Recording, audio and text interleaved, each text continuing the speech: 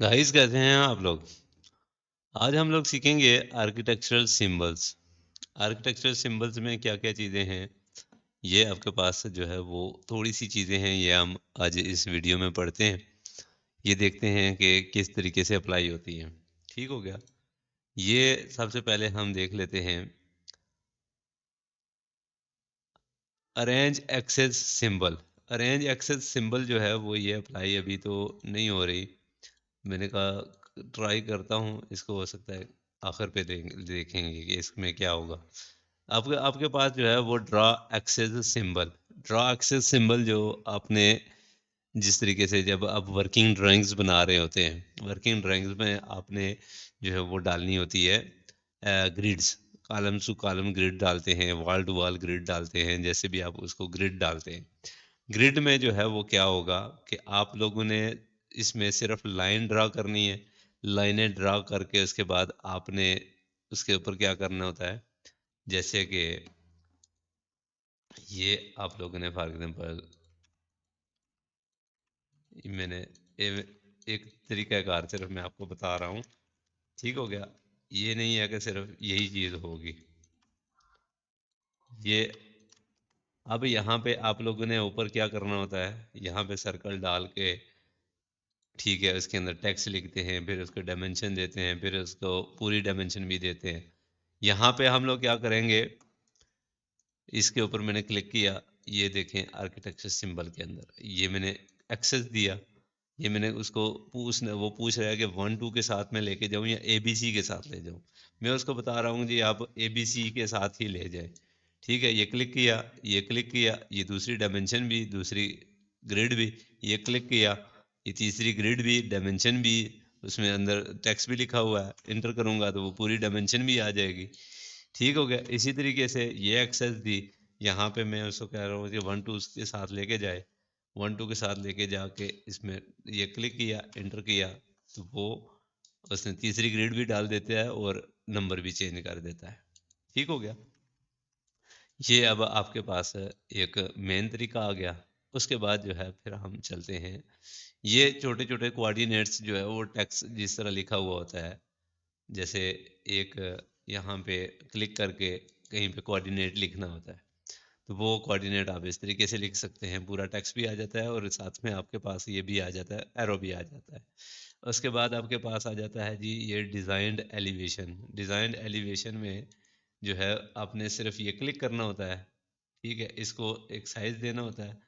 दूसरी जगह पे आप जब क्लिक करते हैं तो वो ऑटोमेटिकली साइज़ आपके जो है वो देता जाता है। ठीक है, ये आपके साइज जो है वो दे दे रहा होता है, ये सारे साइजेस उसी हिसाब से दे रहा होता है ऑटोमेटिकली। ठीक हो गया? उसके बाद आपके पास आ जाता है कंटूर एलिवेशन। अब कंटूर एलिवेशन को जो है वो भी आपका जो है वो इसी तरीके से डायमेंशन दे देता है। ठीक है, ये आप क्लिक करेंगे, उसके ऊपर आपके पास ये जो है वो प्लस माइनस लिख के 0 0 कर देगा। उसके बाद आपने इसमें टेक्स्ट जो है वो लिख लेंगे। ठीक हो गया? यहाँ पे आप इसको टेक्स्ट लिख के 33 लिख देता हूँ, ये प्लस माइनस ये इस तरीके से टेक्स्ट लिख देगा।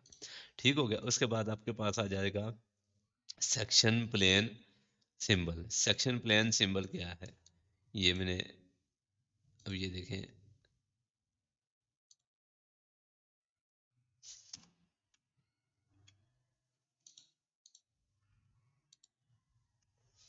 ये देखें,